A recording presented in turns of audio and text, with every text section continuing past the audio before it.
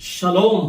ಇದನ್ನು ವೀಕ್ಷಿಸ್ತಾ ಇರುವಂತ ಎಲ್ಲ ದೇವ ಜನರಿಗೆ ಸಮಾಧಾನವೂ ಸಂತೋಷವೂ ಕೃಪೆಯುಂಟಾಗಲಿ.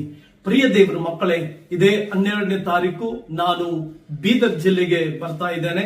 ಕರ್ತನ ದಾಸನಾದ ನಾನು ಇಡೀ ಕರ್ನಾಟಕದ ಉಜ್ಜೀವನಕ್ಕಾಗಿ ಕರ್ನಾಟಕದಲ್ಲಿ ಒಂದು ದೊಡ್ಡ ಕ್ರಾಂತಿಯನ್ನ ಕ್ರಿಸ್ತನ ಮಹಿಮೆ ಪ್ರೀತಿ ಮೂಲಕವಾಗಿ ಎಬ್ಬಿಸಬೇಕೆಂಬಂತ ಆಶಯದೊಂದಿಗೆ ನಾವು ಬೀದರ್ ಜಿಲ್ಲೆಗೆ ಬರ್ತಾ ಇದ್ದೇವೆ. 12ನೇ ತಾರೀಕು ಬೆಳಿಗ್ಗೆ ಪಾಸ್ಟರ್ಸ್ ಒಂದು ಮೀಟಿಂಗ್ ಇರ್ತದೆ. ಆ ಪಾಸ್ಟರ್ಸ್ ಮೀಟಿಂಗ್ ನಲ್ಲಿ ನಾವು ಕಾನೂನಾತ್ಮಕವಾದ ಸಂವಿಧಾನಾತ್ಮಕವಾದ ಅನೇಕ ವಿಚಾರಗಳನ್ನ ಇದುವರೆಗೂ ನೀವು ತಿಳ್ಕೊಳ್ಳದ, ಇದುವರೆಗೂ ನೀವು ಕಲಿಯದ ಅನೇಕ ಸಂಗತಿಗಳನ್ನ ವಾಕ್ಯದ ಮೂಲಕ, ಸಂವಿಧಾನದ ಮೂಲಕ ಮತ್ತು ಕಾನೂನಿನ ಮೂಲಕ ಅರಿವನ್ನ ನಿಮಗೆ ಮೂಡಿಸುವುದಕ್ಕಾಗಿ ಬರ್ತಾ ಇದ್ದೇವೆ. ಬನ್ನಿ, ಹೆಚ್ಚಿನ ಸಂಖ್ಯೆಯಲ್ಲಿ ಸೇವಕರುಗಳು, ಸಭಾ ಹಿರಿಯರುಗಳು, ಸಭಾ ನಾಯಕರುಗಳು, ಸುವಾರ್ಥಿಕರು ಕೂಡಿ ಬನ್ನಿ.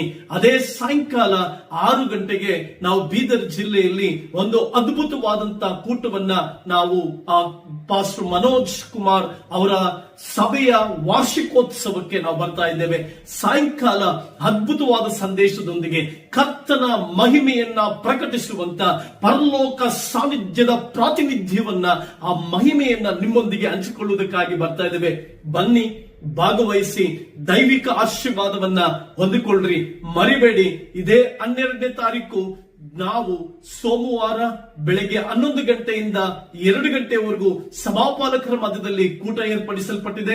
ಸಾಯಂಕಾಲ 6 ಗಂಟೆಯಿಂದ 10 ಗಂಟೆವರೆಗೂ ನಮ್ಮ ಸಹೋದರರಾದ ಪಾಸ್ಟರ್ ಮನೋಜ್ ಅವರ ಸಭೆಯ ವಾರ್ಷಿಕೋತ್ಸವದಲ್ಲಿ ಪರಲೋಕದ ಮಹಿಮೆಯ ವಾಕ್ಯವು ಬಿತ್ತಲ್ಪಡುತ್ತದೆ. ಬಂದು ಭಾಗವಹಿಸಿ ದೊಡ್ಡ ಮಹಿಮೆಯ ಕಾರ್ಯಗಳನ್ನ ಕಾಣಬೇಕೆಂಬುದಾಗಿ ಆಹ್ವಾನಿಸ್ತಾ ಇದ್ದೇನೆ. God bless you.